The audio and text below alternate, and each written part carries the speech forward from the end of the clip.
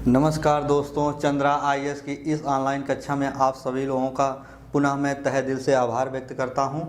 और आइए, जो हम वर्ण विचार का पहला टॉपिक पढ़े थे, पहला पार्ट पढ़े थे, जहां तक ओ बिंदु हो गया था, उसके आगे का नेक्स्ट पार्ट हम पढ़ते हैं और देखते हैं हम क्रम बाई क्रम कैसे होता है। देखिए दोस्त, जो पूर्व वाला बिंदु था, जो पार्ट पढ़ा था वर्ण विचार, तो वहाँ हम स्वर और व्यंजन के बारे में बात किए थे दोस्तों। क्या स्वर और व्यंजन के बारे में चर्चा चल रही होगी, और जैसा कि आप लोगों ने वीडियो देखा होगा तो वो चीज़ें पता चल गई होंगी। लेकिन आज हम दोस्तों प्रयोग करेंगे क्या, यहाँ जो चीज़ हम पढ़ेंगे स्वरों के प्रकार पढ़ेंगे। क्यों? क्योंकि स्वर जब तक हम पढ़ेंगे या स्वर के पढ़ने के बाद तुरंत हम क्या पढ़ेंगे दोस्तों, व्यंजन को पढ़ेंगे। आइए देखते हैं क्या आज हम जो पढ़ेंगे दोस्तों, उसके आगे वाला भाग क्या क्या क्या उच्चारण में लगने वाले समय के आधार पर, क्या उच्चारण में लगने वाले समय के आधार पर, क्या दोस्तों, अब यहाँ जैसे मैं पर लिख दिया, क्या उच्चारण में लगने वाले समय के आधार पर, इसका मतलब ये हो गया दोस्तों, यहाँ क्या हम लिखेंगे, स्वरों के प्रकार। क्या दोस्तों, स्वरों के प्रकार। आज का जो हमारा सेशन होगा, नेक्स्ट अगला टॉपिक क्या होगा दोस्तों, स्वरों के प्रकार पर। यानी चाहे हम वो चीज़ ना लिखकर ये चीज़ भावनाओं में व्यक्त कर दे परिभाषा को, क्या कि उच्चारण में लगने वाले समय के आधार पर क्या स्वरों के प्रकार। तो इतनी सी जाहिर सी बात है दोस्त, अगर हम कहें ये उच्चारण में लगने वाले समय के आधार पर स्वरों के प्रकार, तो मैंने व्यक्त कर दिया। लेकिन एक चीज़ मैं इसको और भी लिख सकता हूँ, क्या दोस्त, मात्रा लिख सकता हूँ। क्या लिख सकता हूँ? मात्रा लिख सकता हूँ। यानी जब हम वर्णों का उच्चारण करते हैं तो वर्णों का उच्चारण करते समय जो उसमें समय लगता है, यानी वर्णों का उच्चारण करने में जो समय लगता है, क्या वर्णों का उच्चारण करने में जो समय लगता है, उसी को हम क्या कहते हैं दोस्तों, मात्रा कहते हैं। क्या कहते हैं? मात्रा।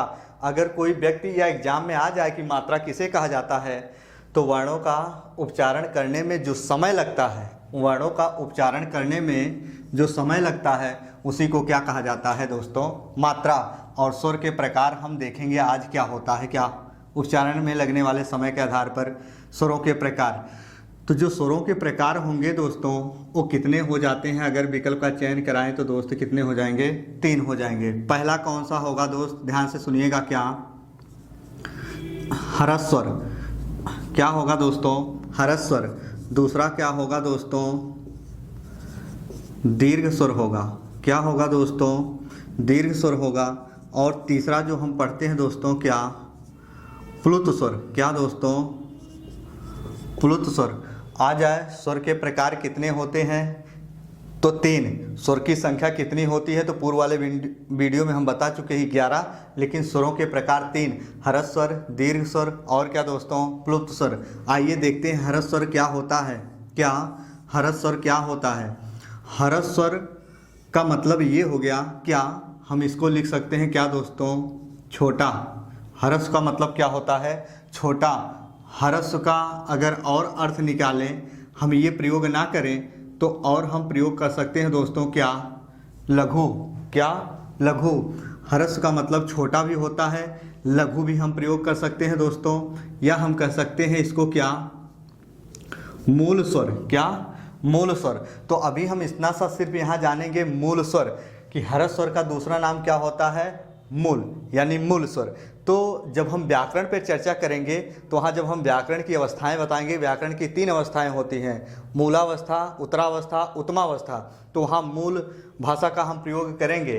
तो यहाँ देखो, ह्रस्व स्वर को भी क्या कहा जाता है, मूल स्वर कहा जाता है, या कहीं कहीं हमारे पाठ्य सामग्री में मिल जाता है, क्या दोस्तों, एक मात्रिक। क्या दोस्तों, एक मात्रिक। क्या दोस्तों, कहीं कहीं हमारे पाठ्य सामग्री में मिल जाता है दोस्तों, क्या एक मात्रिक मिल जाता है। क्या दोस्तों? एक मात्रिक। तो प्रश्न कैसे भी आए हमें गलत नहीं करना है सदैव। हम भाषा का चयन या व्याकरण का जो चयन कर रहे हैं सभी लोग मिलके पढ़ रहे हैं, शीघ्रता बस नहीं पढ़ेंगे, आराम आराम से पढ़ेंगे ताकि दोबारा कहीं पढ़ने की ज़रूरत ना हो। यानी इसको एक मात्रिक भी कहा जाता है। आइए दीर्घ स्वर। दीर्घ का मतलब क्या होगा? बड़ा। यानी हरस का मतलब जो छोटा होता है, तो दीर्घ का मतलब यहाँ क्या हम लिख देंगे दोस्तों? बड़ा। और देखिए यहाँ जो लघु लिखे हैं, लघु का विलोम यहाँ क्या हो जाएगा दोस्तों? गुरु। लघु का विलोम क्या हो जाएगा दोस्तों? गुरु हो जाएगा। और देखिए यहाँ जैसे हम लिखे हैं क्या कि हरस स्वर का दूसरा नाम मूल स्वर होगा, लेकिन दीर्घ स्वर का दूसरा नाम और क्या होता है दोस्तों? इसे क्या कहा जाता है? संधि स्वर भी कहा जाता है। क्या कहा जाता है दोस्तों? संधि स्वर भी कहा जाता है। इसको क्या कहा जाता है? संधि स्वर भी कहा जाता है। क्या दीर्घ स्वर का दूसरा नाम और क्या होता है? संधि स्वर भी होता है। जब एक मात्रिक है तो ये क्या हो जाएगा दोस्तों? द्विमात्रिक हो जाएगा। क्या? द्विमात्रिक हो जाएगा। क्या हो जाएगा दोस्तों? द्विमात्रिक हो जाएगा। क्या हो जाएगा दोस्तों? द्विमात्रिक हो जाएगा। दीर्घ स्वर क्या होगा? बड़ा, गुरु, दीर्घ स्वर यानी द्विमात्रिक। इन सभी का पर्याय एक ही है। क्या? दीर्घ स्वर। और जो ऊपर लिखे हैं छोटा, लघु, मूल या एक मात्रिक, इन सभी का पर्याय किससे है दोस्तों? हरस स्वर से। यानी इन सभी का एक ही नाम होता है। आइए पहले हम हरस स्वर पर चर्चा करते हैं। प्लुप्त स्वर हम छोड़ देते हैं, अभी बाद में चर्चा करते हैं। क्या पहले हरस स्वर पे देखते हैं। क्या हरस स्वर जो स्वर होता है इसके इतने नाम होते हैं, चाहे छोटा, लघु, मूल स्वर या एक मात्रिक। तो हरस स्वर में जो आते हैं, क्या हरस स्वर में जो आते हैं दोस्तों, तो ध्यान से सुनिएगा। हरस का मतलब क्या हो गया? छोटा। और हरस स्वर की संख्या कितनी होती है? आइए हम देखते हैं लिखकर। क्या? ए, ई, उ और तरा लिख के ऐसे बना देंगे दोस्तों। क्या? रे। क्या? ए, ई, उ, रे। क्या दोस्तों? ए, ई, उ, रे। यानी हरस स्वर की संख्या हमारी टोटल कितनी होती है दोस्तों? 4 होती है। कितनी होती है? 4 होती है। और इतना सा हमें मस्तिष्क पटल में इसका विचार विमर्श करना है ताकि ये चीज़ पढ़ते समय हमारे मस्तिष्क पटल में इसका चित्र हमेशा के लिए उभर आए। अगर कहीं पूछ ले कि आ, ई, उ, री जो हरस स्वर होते हैं, क्या इनको आधा कर सकते हो दोस्त? इनको कभी आधा नहीं लिख सकते हो। क्यों? क्योंकि ये हरस स्वर हैं। क्या? हरस स्वर, लघु स्वर है, मूल स्वर है, इनको कभी आधा नहीं लिख सकते हो। और सुनना, ये जो लघुरी है हम बार बार प्रयोग कर रहे हैं, ये क्या है दोस्तों? लघुरी है। इनका तो प्रयोग हम हिंदी व्याकरण के अपने वर्णमाला में स्वरों में करते हैं, लेकिन फिर पुनः बातों को दोहरा रहा हूँ। क्या? जो दीर्घ री होती है, क्या दीर्घ री, वो कहाँ प्रयोग की जाती है दोस्तों? संस्कृत में की जाती है, यानी मूल भाषा में की जाती है। आइए देखते हैं जो दीर्घ स्वर होता है दोस्तों। क्या? दीर्घ स्वर जब 11 में से मैंने 4 निकाल दिया तो जो दीर्घ स्वर बचेंगे कितने बचेंगे दोस्तों? 7 बचेंगे। जाहिर सी बात है। तो दीर्घ स्वर जो होंगे, क्या दीर्घ स्वर जो होंगे इनकी संख्या कैसे होती? 7। क्या? बड़ा, बड़ी, बड़ा ऊ, ए, ऐ, ओ, क्या दोस्तों? ओ, और क्या दोस्तों? औ। क्या? बड़ा, बड़ी, बड़ऊ, ए, ऐ, ओ और क्या दोस्तों? औ। इनकी संख्या टोटल कितनी हो गई दोस्तों? 7 हो गई। कितनी हो गई? 7 हो गई दीर्घ स्वरों की। अब आइए देखते हैं इसमें और क्या चीज़ें जानने योग्य हैं हम सभी लोगों के। स्वरों की संख्या कितनी हो गई टोटल? 7 और 4 11 हो गई। और क्या चीज़ें पूछी जाती हैं सदैव दीर्घ स्वर में? क्या? देखो, अब हम इस पर चर्चा करेंगे कि दीर्घ स्वर को संधि स्वर क्यों कहा गया दोस्त। जाहिर सी बात है, सवाल तो उठेगा ही कि सर ये जो दीर्घ स्वर है इसको संधि स्वर क्यों कहा गया। हालांकि हमारा संधि का टॉपिक तो नहीं रहा दोस्तों, तो हम आइए देखते हैं। लेकिन जितने भी हमारे विद्वान साथी और विषय बहनें सदैव हम लोग कंपटीशन पे उतरते हैं, जब इतना तो पता ही होगा दोस्तों कि संधि पढ़ते समय ये किस संधि में आते हैं। दीर्घ आ, दीर्घी, दीर्घ उ। क्या? बड़ा, बड़ी, बड़ऊ। सदैव इनका प्रयोग हमारा कहने का आस ये है स्वर संधि के किस भेद में किए जाते हैं दोस्तों? दीर्घ संधि में किए जाते हैं। किस में? स्वर संधि के तो 5 भेद होते हैं, स्वर संधि के 5 भेद होते हैं। तो पहला प्रकार कौन सा होता है? दीर्घ संधि होती है। तो देखो जहाँ बड़ा, बड़ी, बड़ऊ आ जाता है, ऐसा ही कहलाना क्या कहलाता था दोस्तों? दीर्घ संधि कहलाता है। क्या कहलाता है? दीर्घ संधि कहलाता है। क्या कहलाता है? दीर्घ संधि कहलाता है दोस्तों। अब सुनिए, सदैव जो चंद्रा IAS की कक्षा में ऑफलाइन विश्वी बहनें और विद्वान साथी हमारे उपस्थित होकर पढ़ते हैं उनको पता है, और जो भी हमारे विद्वान साथी और विश्वी बहनों को नहीं पता है प्लीज़ वीडियो को देखें और अपनी अपनी जानकारी, अपनी अपनी भावनाओं को अपडेट करते रहें। चीज़ें देखो, यहाँ A और O गुण संधि का जो फार्मूला होता है वो क्या होता है दोस्तों? AOR। क्या? AOR। लेकिन यहाँ क्या मिल रहा है दोस्तों? AO। तो ये भी क्या है दोस्तों? गुण संधि का एग्जाम्पल हमारा किसका है दोस्तों? गुण संधि का एग्जाम्पल है। और आइए देखते हैं, हम सभी को ये भी पता होगा क्या? क्या? A और O। क्या? A और O ऐसा कहलाना क्या कहलाता है? जो फार्मूला है दोस्तों, क्या? वृद्धि संधि कहलाता है। क्या कहलाता है दोस्तों? वृद्धि संधि कहलाता है। और इसीलिए जो दीर्घ स्वर है हमारे साथ दोस्तों, उनको क्या नाम भी दे दिया जाता है? संधि स्वर दे दिया जाता है। क्या दोस्तों दे दिया जाता है? संधि स्वर दे दिया जाता है। आइए हम और चीज़ इस पर चर्चा करते हैं। पिछली बार जो हमारे विलेज डेवलपमेंट ऑफिसर का पेपर हुआ था, यानी वीडियो का पेपर हुआ था, तो सभी जो व्यक्ति यानी जो हमारे विद्वान साथी अच्छे से पढ़ाई किए थे वो तो कर ले गए, लेकिन हमारे यहाँ के जितने भी बच्चे बच्चियाँ यानी विद्यार्थीगण थे वहाँ तो पूछ लिया गया था, संयुक्त स्वर नहीं पूछा था। संयुक्त स्वर कितने होते तो सभी लोगों को पता होता, कितने होते हैं? 4। संयुक्त स्वर कितने होते हैं दोस्तों? 4। A, ऐ, ओ, औ। पुनः बातों का दोहरान कर रहा हूँ, सुने क्या? A, ऐ, ओ, औ। संयुक्त स्वर इन्हें कहा जाता है। इतना ध्यान से सुनेंगे हम लोग। संयुक्त स्वर किसे कहा जाता है दोस्तों? इन्हीं चारों को। दीर्घ स्वरों में से इन्हीं चारों को क्या कहा जाता है? संयुक्त स्वर। A, ऐ, ओ और क्या दोस्तों? औ को संयुक्त स्वर कहा जाता है। और युवा विकास दल अधिकारी में सुनना क्या? युवा विकास दल अधिकारी में ये संयुक्त स्वर से क्या प्रश्न पूछा गया था? क्या कि ऐ जो बनता है संयुक्त स्वर किसको किसको मिलाकर बनता है? तो आइए देखते हैं, हम सभी स्वरों पर चर्चा करते हैं। ये तो रहे सभी के सभी क्या? संयुक्त स्वर। अगर आ जाए तो गलत नहीं करेंगे परीक्षा में। क्या इनको क्या कहा जाता है दोस्तों? ए, ऐ, ओ, औ को क्या कहा जाता है? संयुक्त स्वर। और देखो आते हैं, हम देखते हैं ये सभी किससे किससे मिलकर बनते हैं संयुक्त स्वर। तो देखिए दोस्त, जरा यहाँ एक सरसरी निगाह में हम सभी लोग देख लेते हैं। जब आ का मेल ई से कराएंगे दोस्तों, क्या? जब आ का मेल ई से कराएंगे तो जो रिजल्ट की वैल्यू आएगी क्या आएगी दोस्त? ए आएगी। और जब आ का मेल दोस्तों इसी ए से करा देंगे, क्या? इसी ए से करा देंगे यहाँ, तो जो रिजल्ट की वैल्यू आएगी दोस्त क्या आएगी? आय आएगी। क्या आएगी? आय आएगी। और जब आ का मेल ओ से करा देंगे दोस्तों, तो रिजल्ट की वैल्यू क्या आ जाएगी? ओ आ जाएगी।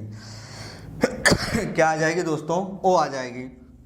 और जब आ का मेल इसी ओ से करा दोगे, किससे करा दोगे दोस्तों? ओ से करा दोगे, तो रिजल्ट की वैल्यू क्या आ जाएगी दोस्तों? ओ आ जाएगी। क्या आ जाएगी? ओ आ जाएगी। यही पूछा था युवा विकास दल अधिकारी में कि जो संयुक्त स्वर अ होता है किसके किसके मिलाने से अ का निर्माण होता है।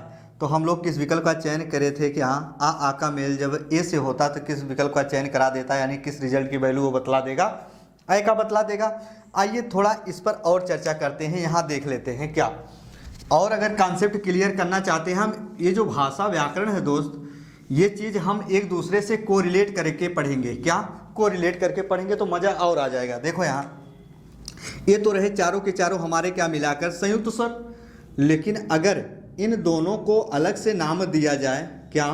इन दोनों को अलग से नाम दिया जाए दोस्तों, तो ये क्या कहलाएंगे? कंठ्य तालव्य। क्या? कंठ्य तालव्य कहलाते हैं दोस्त। क्या कहलाते हैं? कंठ्य तालव्य। और इन दोनों को क्या कहा जाता है दोस्तों? क्या कहा जाता है?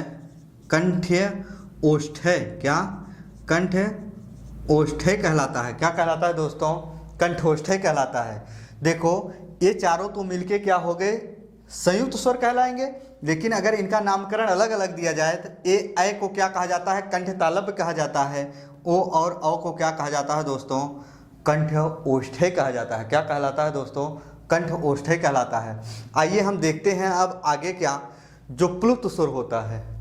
प्लुत स्वर होता है दोस्तों, वो क्या कहलाता है? और परीक्षा में कभी कभी पूछ लेता है तो हम लोग चित्त विचलित हो जाते हैं, सदैव कन्फर्मेशन नहीं हो पाते हैं कि चीज़ें आ क्या गई। तो कभी कभी हम क्या करते हैं दोस्त, सभी लोग हम क्या करते हैं, जैसे मान लीजिए एग्जाम में हम जाते हैं तो एग्जाम में क्या हम जाते हैं, जितने हमारे विषय सूची होते हैं हम सिलेबस के अकॉर्डिंग तो पढ़ लेते हैं। सिलेबस में ये दिया गया है, ये दिया गया है, ये दिया गया, हर प्रकार का जो चैप्टर दिया गया है तो हम इसी एक सीमा तक ही बाध्य हो जाते हैं, यही इतना चीज़ पढ़ते हैं कि मान लो अगर व्याकरण का चैप्टर हो तो वर्णमाला का चैप्टर पढ़ लिए, समास का चैप्टर पढ़ लिए, संधि पढ़ लिए, कारक पढ़ लिए, या उपसर्ग प्रत्यय पढ़ लिए, या काव्य साहित्य पढ़ लिए, वाक्य शुद्धि पढ़ लिए। इतना सा अगर आपके सिलेबस में है तो हम एक सिलेबस के सीमा के बाध्य हो जाते हैं। क्या आप लोगों ने कभी इसके ऊपर, यानी जो थोड़ा माइनरी चीज़ होती है, हार्ड लेवल के प्रश्न होते हैं, पढ़ा? इसके नीचे का प्रश्न पढ़ा? जब यहाँ से प्रश्न उठना चालू हो जाते हैं दोस्तों तो हमारे मस्तिष्क पटल में प्रश्न जो का जो अंबाल लगा होता है वहाँ हमारी इच्छाओं का हनन हो जाता है, सदैव वो प्रश्न कर नहीं पाते। तो सदैव हम इसके आगे पीछे सभी को देखकर चलेंगे प्रश्न कैसे बनते हैं। आइए दोस्तों देखते हैं क्या हमारा प्लुत स्वर क्या होता है। क्या प्लुत स्वर, क्या दोस्तों प्लुत स्वर क्या होता है दोस्तों? आइए इस पर चर्चा करते हैं। क्या प्लुत स्वर? अच्छा, एक चीज पहले इसकी अगर हम डिफिनेशन बताना चाहें, जो पूर्व का बिंदु था तो पूर्व का बिंदु था हमारा हरस स्वर, तो उसके बाद क्या था? दीर्घ स्वर था। तो हरस स्वर का जो उच्चारण करेंगे जब हम, जो उसमें समय लगेगा तो कम समय लगेगा, और जाहिर सी बात है जो दीर्घ स्वर है, दीर्घ स्वर क्या होगा? दीर्घ का मतलब बड़ा होगा, तो हरस स्वर से दुगना समय वहाँ लगेगा दीर्घ स्वर को पढ़ने के लिए, उच्चारण करते समय। लेकिन जो प्लुत स्वर होगा दोस्तों तो उन दोनों को मिलाकर, किन दोनों को मिलाकर? हरस स्वर और दीर्घ को मिलाकर उन दोनों से भी ज़्यादा समय लगेगा। कहाँ? यहाँ, जब किसी वर्ण का हम उच्चारण पढ़ेंगे दोस्त। तो आइए प्लुत स्वर हम देखते हैं क्या होता है। अगर हम सदैव दोस्त प्लुत की बात करें तो कैसे पकड़ेंगे प्लुत की बात, या अगर हम पूछें प्लुत स्वर होते हैं कौन, या प्लुत स्वरों की संख्या कितनी होती है, तो आइए देखते हैं हम प्लुत स्वर क्या होता है। कभी आप लोगों ने देखा है क्या, जो हमारे नाट्यकार होते हैं, संगीतकार होते हैं, जो हमारे सिंगर लोग होते हैं, कभी कभी नाट्यकार करने से पूर्व, कभी कभी सिंगर लोग गाना गाने से पूर्व, या कभी आप लोगों ने नाट्य मंच पर देखा है तो सिंगर जो होते हैं गाना स्टार्ट करने से पहले उसकी ध्वनि का उच्चारण करते हैं, जैसे आ, तो आ किए, उसका कहने का तात्पर्य ये है जो वर्ण का उच्चारण कर रहे हैं उसका उच्चारण बहुत लंबे समय पर हो रहा है, पुनः बातों का दोहरान कर रहे हैं। देखो क्या, मान लीजिए हम किसी अन्य एग्जाम्पल की बात करें दोस्तों, या अन्य एग्जाम्पल की बात करें, मान लीजिए हम अपने परिवार की बात करें, अपने समाज के चारों तरफ के तथ्य की बात करें। मान लीजिए हमारे घर में बहुत सी माताएं होती, बहुत सी बहनें होती हैं, या घर में किसी प्रकार का एक शिशु हुआ, छोटा बच्चा हुआ। माँ जैसे ही उस बच्चे को नहला धुला कर तैयार कर देती है, यानी नहला धुला कर गंदगी से दूर कर देती है, कपड़े अच्छे पहना देती है, और बच्चा जब निकल जाता है बाहर खेलने के लिए वो धूल से लसफस हो जाता है। जब माँ के पास आता तो माँ एक थप्पड़ गाल पे मारती है, और बच्चा जब रोना शुरू करता है तो जब रोना शुरू करेगा तो उसके मुंह से पहले क्या निकलेगा? आ। तो आ करने का मतलब ये हुआ जो ध्वनि का उच्चारण हो रहा है वो काफ़ी लंबे समय तक हो रहा है। और प्रश्न क्या पूछा गया था प्लुत स्वर का? ध्यान से सुनिएगा, प्रश्न क्या पूछा गया था प्लुत स्वर का? सदैव क्या, जब किसी बंद कमरे में, क्या जब किसी बंद कमरे में कोई व्यक्ति, क्या जब किसी बंद कमरे में कोई व्यक्ति आवाज़ देता है, क्या दोस्तों आवाज़ देता है तो वहाँ कौन सा स्वर होता है। प्रश्न पूछा गया पुलिस उपनिरीक्षक में, क्या जब किसी बंद कमरे में कोई व्यक्ति आवाज देता है तो सदैव वहां कौन सा स्वर होगा दोस्तों? तो कौन सा स्वर होगा? तो हम सभी लोगों का जवाब क्या होना चाहिए दोस्तों? प्लुप्त स्वर। आइए हम प्रैक्टिकली समझते हैं। मान लीजिए हम किसी बंद कमरे में जब किसी हाल में एक ही व्यक्ति होता है, या मान लीजिए हम सभी लोग हों, कोई हम सभी में से कोई एक व्यक्ति हो, जब किसी हाल में अकेले रहता है, किसी रूम में अकेले रहता है, जब वो कोई आवाज़ जोर से देता है तो आवाज़ कमरे में लगातार कुछ टाइम तक गूंजती रहती है। क्या आवाज़ कुछ टाइम तक गूंजती रहती है? या कभी आप लोगों ने देखा जब हम लोग बचपन में छोटे छोटे थे तो तालाब के किनारे या कुएं में कोई भी पत्थर का टुकड़ा डालते थे तो वहाँ ढब ढब ढब ढब की आवाज़ करती थी, जब तक वो टुकड़ा कहाँ दोस्त नीचे नहीं पहुंच जाता था। तो ढब ढब ढब ढब करने की आवाज़ का मतलब ये हुआ उसके ध्वनि का उच्चारण लगातार बना रहा, लंबे समय तक बना रहा दोस्त। क्या लंबे समय तक बना रहा? तो जहाँ ध्वनियों का उच्चारण काफ़ी लंबे समय तक बना रहे वहाँ क्या होता है दोस्तों? प्लुप्त स्वर। और इसमें जो पूछा जाता है प्लुप्त स्वर में, जैसे दोस्तों क्या हे राम, क्या दोस्तों? हे राम ऐसे आ जाएगा दोस्तों। क्या ओम, क्या ओम, क्या दोस्तों? ओम। हे राम ओम पढ़ते हो तो क्या इसका उच्चारण क्या होगा? काफ़ी लंबे समय तक निकलेगा। और देखो ह्रस्व व दीर्घ के ज़्यादा अपेक्षा इसमें टाइम लगेगा उच्चारण करने में, पढ़ने में। तो ये क्या हो गया? प्लुप्त स्वर। आइए देखते हैं और क्या इस प्लुप्त स्वर की विशेषताएं। क्या प्लुप्त स्वर की विशेषताएं? अगर दोस्त पूछ ले प्लुप्त स्वर की संख्या कितनी होती है, क्या प्लुप्त स्वर की संख्या कितनी होती है, तो दोस्तों हम सभी लोग किस विकल्प का चयन करेंगे? 8। प्लुप्त स्वर की संख्या कितनी होती है दोस्तों? 8। अब वो कौन कौन से? ध्यान से सुनिएगा। एक जो हमारा होता है केंद्रीय स्वर, क्या केंद्रीय स्वर, यानी इसको कहते हैं क्या दोस्तों? उदासीन स्वर। हम सभी को मालूम होंगे क्या ए, ये क्या हुआ है? ए स्वर हुआ। ये क्या कहलाएगा? केंद्रीय स्वर। और इसके साथ जो हमारे दीर्घ स्वर होते हैं, और दीर्घ स्वरों की संख्या कितनी होती है दोस्तों? 7 होती है दोस्तों। कितनी होती है? 7 होती है। एक केंद्रीय स्वर जिसको उदासीन स्वर कहा जाता है, एक और 7 ये दीर्घ स्वर जब हम ऐड करेंगे दोस्तों तो सदैव इसके रिजल्ट की वैल्यू कितनी आ जाएगी दोस्तों? 8 आ जाएगी। जाहिर सी बात, अब कुछ हमारे विद्वान साथी ये भी सोच रहे होंगे सर आपने ए लिया, ये किसका है? ह्रस्व स्वर में आता है, लेकिन ह्रस्व स्वर में ई और क्या आता है दोस्तों? ऊ और री भी आते हैं, क्यों नहीं लिया? तो ध्यान से पुनः अब एक बार और मैं बताना चाहता हूँ, वहाँ मैंने ई या छोटा ऊ या ए ना लेकर जो री हुआ वो क्यों नहीं लिया? यानी ह्रस्व स्वर में आपके कौन कौन से आते हैं देखो एक बार। क्या आ, ई और क्या दोस्तों? ऊ और री।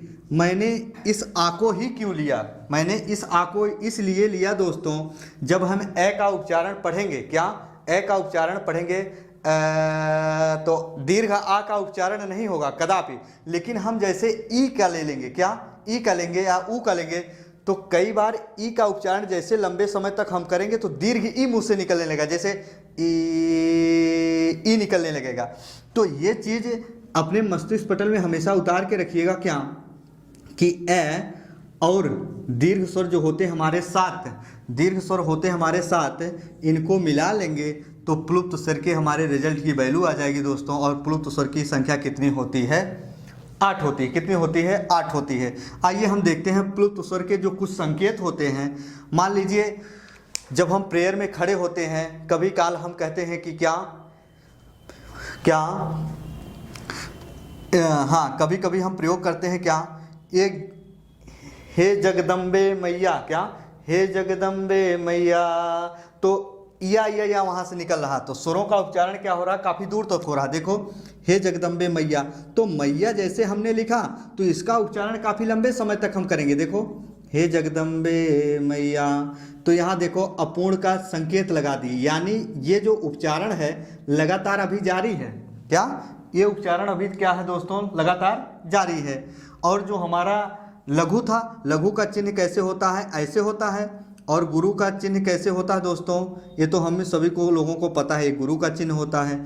अगर पूछ ले प्लुत स्वर की संख्या कितनी होती है तो 8, जैसे हम सभी लोग देख लिए।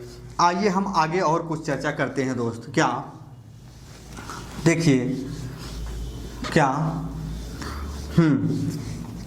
और आगे चर्चा करते हैं दोस्तों। क्या हम सभी लोग आगे एक एक पर चर्चा करेंगे और बहुत अच्छे से पढ़ेंगे सभी लोग। क्या देखो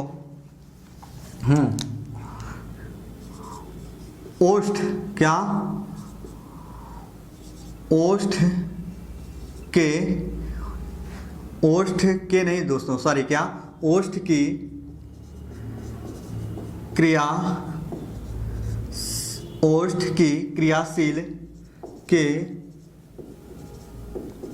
आधार पर, क्या ओष्ठ की क्रियाशील के आधार पर स्वर के प्रकार कितने होंगे। क्या या स्वरों के प्रकार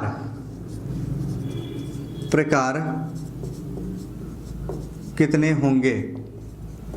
क्या ओष्ठ की क्रियाशील के आधार पर स्वरों के प्रकार कितने होंगे दोस्तों, तो हमारे जवाब क्या आने चाहिए दोस्तों, 2। कौन कौन से होंगे दोस्तों, क्या ओष्ठ के आधार पर, क्या ओष्ठ के क्रियाशील के आधार पर स्वरों के प्रकार कौन से होंगे दोस्तों, तो एक होगा क्या दोस्तों वृत्ताकार, क्या होगा दोस्तों वृत्ताकार, एक होगा दोस्तों क्या अवृत्ताकार, क्या दोस्तों अवृत्ताकार दोस्तों, क्या अवृत्ताकार, क्या होगा दोस्तों अवृत्ताकार होगा। देखिए वृत्ताकार क्या होगा, हमारा कहने का आश ये हुआ, वृत्ताकार का मतलब ये हुआ जो वृत्ताकार स्वर होंगे, जो अवृत्ताकार स्वर होंगे। तो वृत्ताकार का मतलब ये हुआ जो ओठ की क्रियाशील जिन वर्डों का उच्चारण करते समय हमारे ओठ वृत्त के तरह बन जाते हैं। जैसे देखो हमारे ओठ ऐसे होते हैं ना दोस्त, देखो हम सभी लोग इस पे थोड़ा कल्पना करेंगे, क्या हमारे ओठ ऐसे होते हैं, यानी इनका उच्चारण करते समय दोस्त हमारे ओठ कैसे हो जाएंगे दोस्तों, वृत्ताकार रूप में हो जाएंगे। कैसे हो जाएंगे, वृत्ताकार रूप में हो जाएंगे। लेकिन जिनका उच्चारण करते समय हमारे ओठ वृत्ताकार रूप में ना हो दोस्त, तो वो क्या हो जाएंगे, अवृत्ताकार। आइए हम देखते हैं दोस्त, क्या वृत्ताकार स्वर में कौन कौन से आते हैं, ध्यान से सुनिएगा। सदैव रटने वाली चीज़ हम हिंदी नहीं पढ़ेंगे, समझ समझ कर पढ़ेंगे। जैसे क्या आ जाएगा दोस्तों ओ, क्या आ जाएगा दोस्तों बड़ा ऊ, ऐसे आ जाएगा दोस्तों क्या ओ, ऐसे क्या दोस्तों आ जाएगा आओ, आ जाएगा दोस्तों, क्या आ जाएगा आओ, आ जाएगा। अच्छा, जब वृत्ताकार में ये 4 आ गए, अब जितने भी हमारे विद्वान साथी जरा सा भी दिमाग लगाएंगे, जो होशियार विद्वान साथी हमारे होंगे, जो विश्व बहनें जरा से भी दिमाग लगाएंगे, ये चीज़ें तुरंत निकल के आ जाएंगी। जब भैया ऊ ऊ ओ को हमने बाहर निकाल लिया, तो जाहिर सी बात है और जो 11 स्वर बचेंगे दोस्तों, 11 स्वरों में से जब 4 निकाल लिए तो बचा कितना, 7 बचा। और जो 7 बचेगा वही 7 के सातों हम किस में रख देंगे दोस्तों, अवृत्ताकार में रख देंगे। किस में रख देंगे, अवृत्ताकार में। जैसे देखो हम इसमें ये चीज़ें निकाल दिए तो बचा क्या आ, क्या दोस्तों देखो आ, फिर क्या बचेगा ई, फिर क्या बचेगा ए, क्या बचेगा दोस्तों ए। तो बचा क्या 2 2 4 और क्या दोस्तों 2 6, ये कितने बचे 2 2 4 2 6। और क्या हमारा एक आता है दोस्तों री आता है दोस्तों, क्या आता है री आता है। तो वृत्ताकार स्वर हमारे हो गए ये 4, और अर्धवृत्ताकार, क्या ध्यान से सुनिएगा सभी लोग, अर्धवृत्ताकार में आ गए कितने 2 2 4 2 6, एक क्या दोस्तों 7 आ गए। अब सुनिएगा एक होता है आगत स्वर, कभी गलत मत करिएगा, क्या एक होगा दोस्तों क्या आगत स्वर। आगत स्वर ऐसे कैसे होता है, ऐसे होता है। तो जैसे इसको ऐसे किए और यहाँ अगर एक बिंदी लगा दी, ये चंद्रमा का निशान है, यहाँ एक बिंदी लगाए तो ये क्या हो गया दोस्तों चंद्र बिंदु। चंद्रमा के जैसा आकृति बनाकर एक बिंदी रख दिए तो क्या हो गया दोस्तों चंद्र बिंदु हो गया। और जैसे ही ये चंद्र बिंदी हम गायब करेंगे तो इसका नाम क्या कहलाता है दोस्तों, विदेशी स्वर। क्या ये विदेशी स्वर है, ध्यान से सुनिएगा, विदेशी स्वर। और ये विदेश से आया हुआ है, जब अपने यहाँ हिंदी व्याकरण में शामिल कर लिया, अपने यहाँ आया, तो तो इसका नाम क्या दे दिया गया दोस्तों? आगत स्वर दे दिया गया। क्या दे दिया गया दोस्तों? आगत स्वर दे दिया गया। क्या दे दिया गया? आगत स्वर दे दिया गया। अब ये हमारा आपसे सवाल और जवाब प्रश्न रहा दोस्तों सदैव कि जो वृत्ताकार में जाएगा कि अवृत्ताकार में जाएगा। तो हमारा कहने का आस ये रहा दोस्तों, जो आगत स्वर है वो भी किस में गिना जाएगा? वृत्ताकार में गिना जाएगा। क्या गिना जाएगा दोस्तों? कहाँ किस में गिना जाएगा? वृत्ताकार में गिना जाएगा। और हम अपनी वाणी को यहीं पर दोस्तों विराम देते हैं और वीडियो को देखना आप भगा भगा के मत दोस्त देखना। हमारा आस यही है, आप लोगों से प्रयास यही है, वीडियो अगर अच्छा लगे तो आप लोग लाइक करिएगा, सब्सक्राइब करिएगा। और जो चीज़ें दोस्त आपके समझ में ना आए, मस्तिष्क पटल में जो प्रश्न आपके बाकी रहें, जो चीज़ इच्छाओं का समन करना चाहो, तो अपने विचारों को ज़रूर हमारे कमेंट बॉक्स में रखिएगा। उसके जवाब की प्रतीक्षा आपको मिल जाएगी, सदैव आपका आंसर मिलेगा। ठीक है दोस्त, आगे का वीडियो हम नेक्स्ट दिन पुनः बनाएंगे, तो आप लोगों ये वीडियो अच्छे से देखिएगा दोस्त। धन्यवाद दोस्त।